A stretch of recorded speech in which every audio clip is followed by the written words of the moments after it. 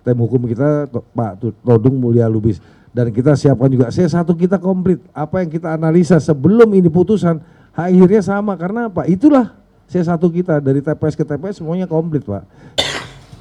Terkait dengan walkout tadi ya, tentunya kami dari pasangan 03 menghormati hak demokrasi dari saksi-saksi paslon 01 dan 02, tetapi seperti yang kita ketahui pada proses rekapitulasi provinsi yang dilakukan oleh KPU Daerah Khusus Jakarta tadi, bahwa proses walkout atau juga mungkin tidak menandatangani itu sama sekali bukan hal yang mempengaruhi keputusan dan hasil yang ditetapkan oleh KPUD Jakarta.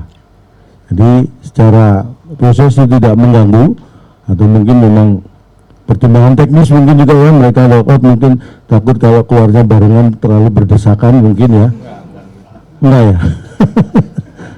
Terus kalau bicara tingkat partisipasi, tadi disebutkan bahwa dengan penghitungan yang DPT bisa bacakan ya,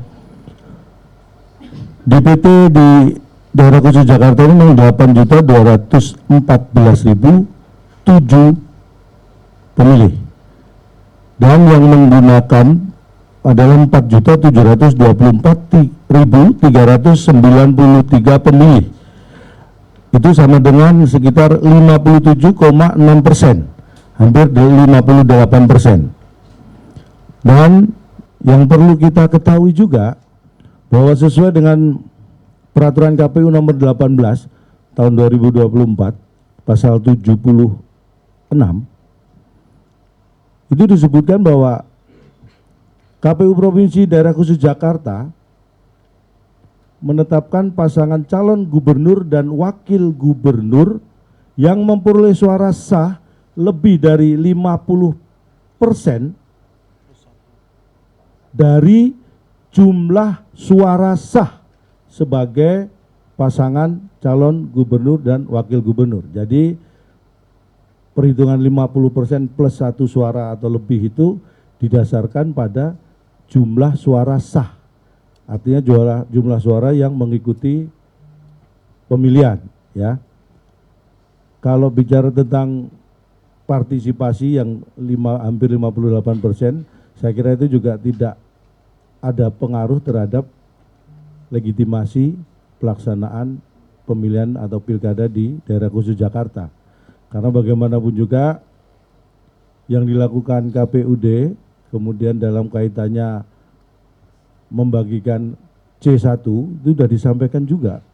C6 maksud kami, C6 itu sudah mencapai 91%. Jadi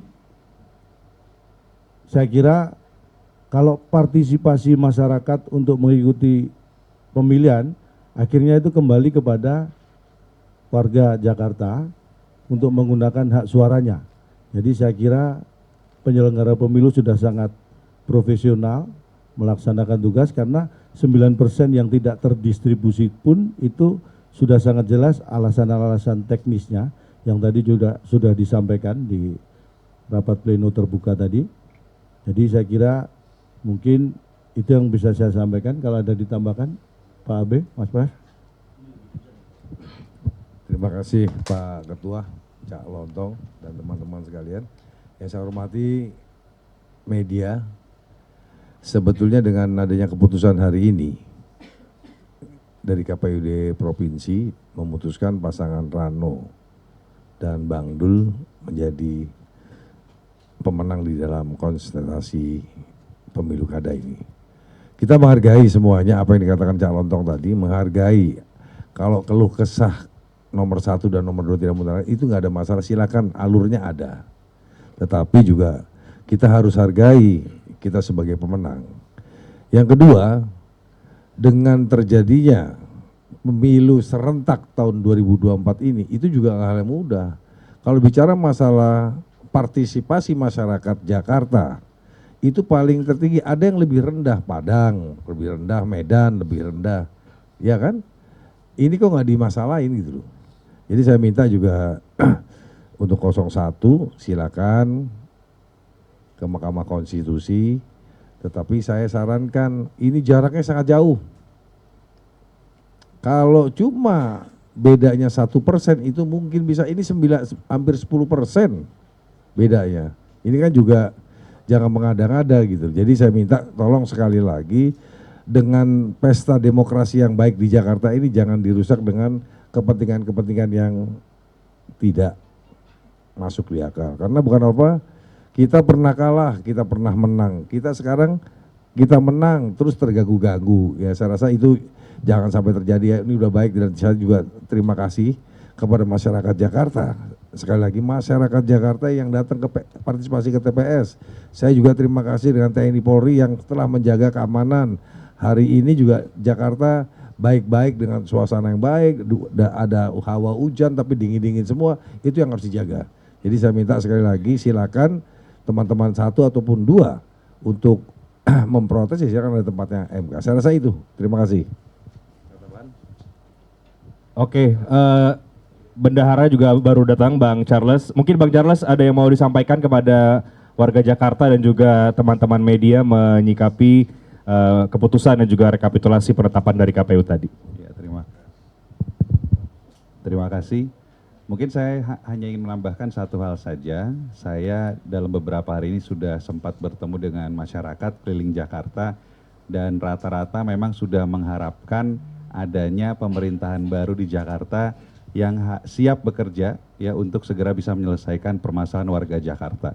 Jadi saya harapkan mungkin ada kebesaran hati dari pasangan 01, 02 untuk bisa, ya kita kan sudah melewati prosesnya, kita terima hasilnya, bahwa memang apabila mereka ingin melakukan gugatan hukum, mereka punya hak untuk itu, tetapi memang keinginan rakyat Jakarta hari ini adalah pemerintah bisa segera bekerja. Ya, terima kasih.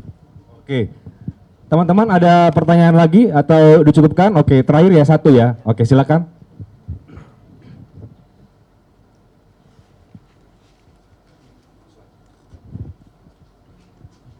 Permisi Cak Lontok dan juga jajaran sekalian, perkenalkan saya Diki dari Garuda TV. Saya ingin menanyakan mengenai tadi kan sempat disinggung oleh Bang Prasetyo Edi Marsudi mengenai gugatan di MK. Karena kan kemarin sempat tim hukum dari Ridho itu akan mengajukan gugatan PHPU Pilkada 2024 ini ke MK.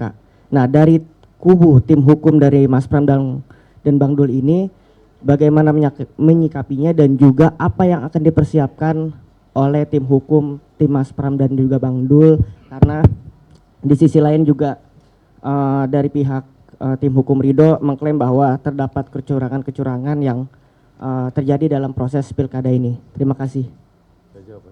Terima kasih, Mas siapa? Diki. Diki. Oh, Diki Iya. Wahyudi ya. Terima kasih. Jadi gini Mas, kita juga harus menghargai juga. Kalau bicara masalah kecurangan, wadahnya ada tempat MK ya. Pertanyaannya tadi dia walk out juga kita hargai. Semua yang ada 01, 02, 03 itu teman semua.